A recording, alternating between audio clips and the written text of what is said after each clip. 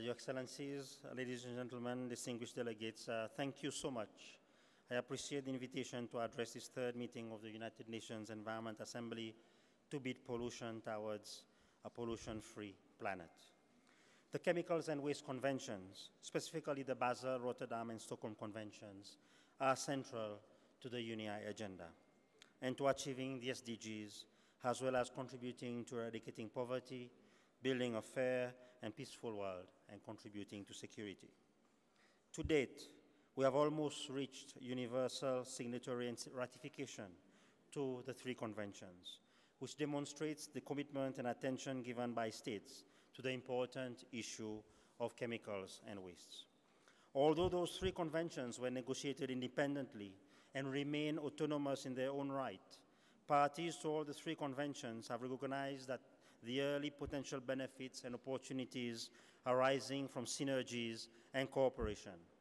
And taken together, the three conventions address the life cycle approach to the sound management of chemicals and waste, providing for the first time an opportunity to move away from operating in silos and focusing instead on the effective implementation at the global and national levels. The 2017 conferences of the parties to the Basel, Rotterdam, and Stockholm Conventions, held in Geneva earlier this year in May, focused on the theme, A Future Detoxified, the sound management of chemicals and waste, and adopted new commitments and reaffirmed ongoing ones, thus strengthening further the international chemicals and waste legal framework. Allow me to highlight a few of the key achievements of our 2017 Conference of the Parties, which are of relevance to this gathering. Firstly, under the Basel Convention, a new partnership on household waste was established, and the issue of marine litter microplastics was included in the program of work. Under the Rotterdam Convention, 3 new chemicals were included in Annex 3, bringing to 51 the total number of chemicals subject to the Convention's prior informed consent procedure.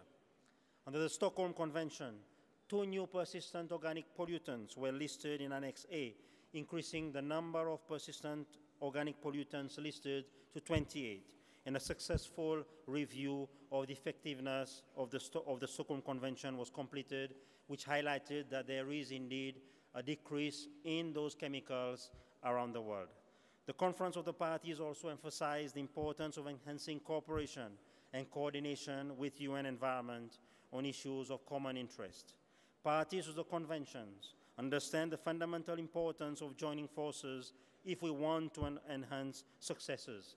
In this regard, I emphasize the good cooperation and support received from the Executive Director of the UN Environment and of the UN Environment as a whole, and steps taken to further enhance our cooperation with the Chemicals and Health Branch and the International Environment Technology Center based in Japan. With those few words, Mr. President, allow me to again reiterate the commitment of the Secretariat of the Basel, Rotterdam, and Stockholm Conventions to assist governments and other stakeholders to detoxify our future and beat pollution. I would also like to thank all states present here at UNIA for their commitment and support, and for ensuring issues that fall within our mandate are well articulated in the resolutions that will be formally approved later today. Let us not leave for tomorrow what can be done today. Thank you very much for your attention. Thank you very much for your statement.